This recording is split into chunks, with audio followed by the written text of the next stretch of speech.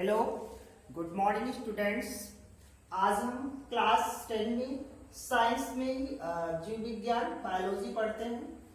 अभी पहले पाठ में ही इसके पहले रुधिर के कार्य पढ़ा था और आज हम रुधिर के अंतर पढ़ेंगे, लसिका और रुधिर में अंतर। तो रुधिर आप पहले भी पढ़ चुके हो कि रुधिर क्या होता है।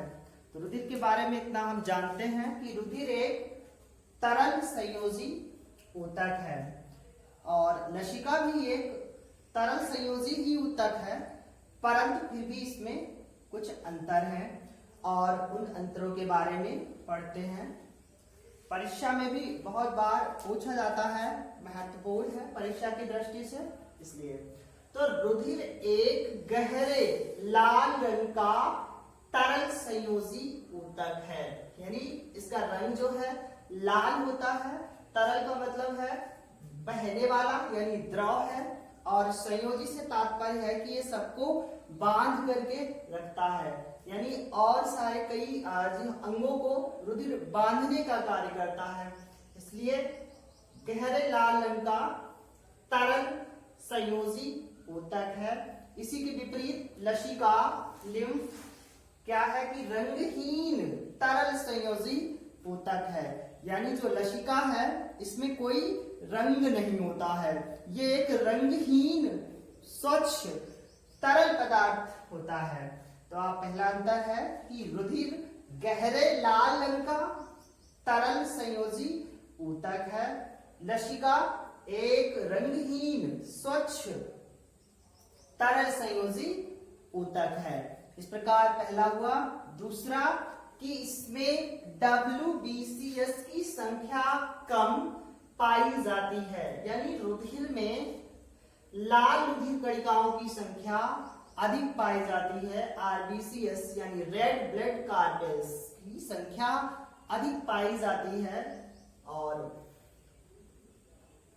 इसीलिए इसमें लिखा गया है कि इसमें WBCS की संख्या कम पाई जाती है, जबकि न्यूट्रोफिल्स की संख्या अधिक होती है। पीछे हम पढ़ के आए थे न्यूट्रोफिल्स जो है ब्लड की संरचना में आया था, और इसको हम लोगों ने पढ़ा था।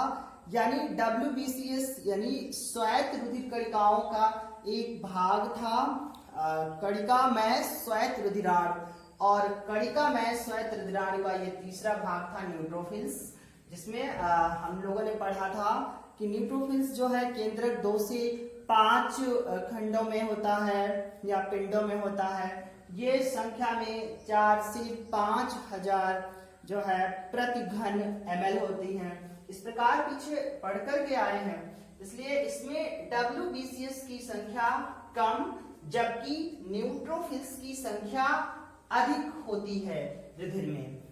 और इसी के विपरीत लसिका में इसमें WBCS की संख्या अधिक तथा लिम्फोसाइट्स की संख्या सबसे अधिक होती है, यानी WBCS व्हाइट ब्लड कार्पेल्स की संख्या अधिक होती है, या ऐसे कह सकते हो श्वेत रुधिर कणिकाओं की संख्या लसिका में अधिक होती है, और लिम्फोसाइट्स की संख्या उससे भी ज्यादा होती है, यानी इसमें सबसे ज्यादा लिम्फोसाइट्स होते हैं। लिम्फोसाइट्स जो है वो कणिका रहित श्वेत रुधिराणु का एक भाग था, पीछे पढ़ कर आए थे। तो इस प्रकार, या ऐसे इसी अंतर को आप इस प्रकार से लिख सकते हो कि रुधिर में लाल रुधिर कणिकाएं यानी RBCS पाई जाती हैं। रुधिर में लाल रुधिर कणिकाएं पाई जाती हैं, जबकि लसिका में श्वेत रुधिर कणिकाएं पाई जाती हैं। यानी इस प्रकार से भी आप लिख सकते हो, या WBCS की संख्या अधिक पाई जाती है और इसमें लाल रुधिर कणिकाओं की संख्या अधिक पाई जाती है। इस प्रकार तीसरा अंतर, इसमें ऑक्सीजन व पोषक पदार्थों की अधिक मात्रा होती है, यानी जो रुधिर है वो ऑक्सीजन का परिवहन करता है। ऐसा हम रुधिर के कार्य में पढ़ करके आए हैं कि रुधिर ऑक्सीजन को संपूर्ण शरीर में या शरीर के संपूर्ण भाग में पहुंचाता है और ऑक्सी हीमोग्लोबिन बनाता है।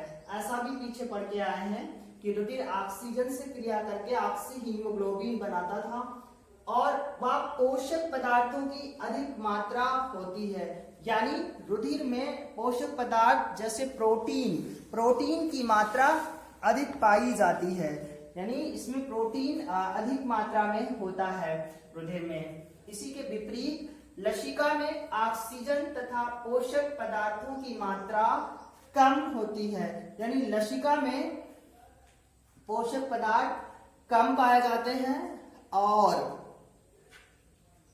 ऑक्सीजन की भी मात्रा कम होती है।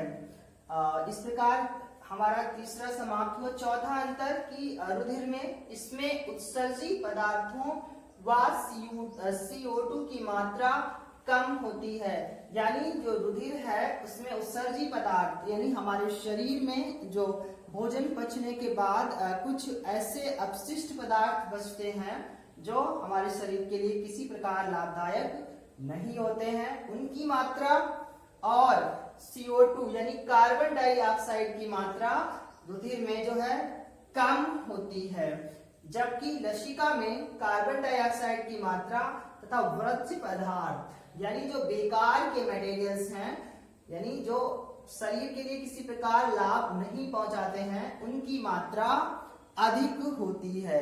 यानी लसिका में कार्बन डाइऑक्साइड और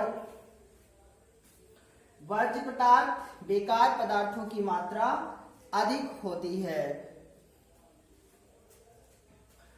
अगला अंतर रुधिर में, ये रुधिर वाहिनियों में परिसंचरित होता है, यानी जो रुधिर है वो रुधिर की जो वाहिनी है, वाहिनी का मतलब होता है नली या नलिकाएं और परिसंचरित का मतलब है एक स्थान से दूसरे स्थान तक जाना, जिसे आप ट्रांसपोर्ट कह सकते हो, परिवहन कह सकते हो।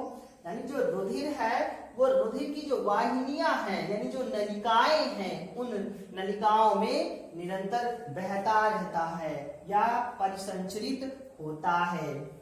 और लसिका जो है वो तो लसिका वाहिनियों में तो परिसंचरित होता ही है, यानी जो लसिका की वाहिनियां हैं उसमें तो लसिका परिसंचरित होता ही है, परंतु इसके अतिरिक्त यह ऊतक द्रव्य में भी रहता है, यानी जो ऊतक हैं उनमें भी ये उपस्थित रहता है। ऊतक जो है हमारे शरीर में ऊतक निर्मित होते हैं और ऊतकों से शारीरिक ढांचा निर्मित होता है, तो उस शारीरिक ढांचा को निर्मित करने में ऊतक अपना योगदान देते हैं।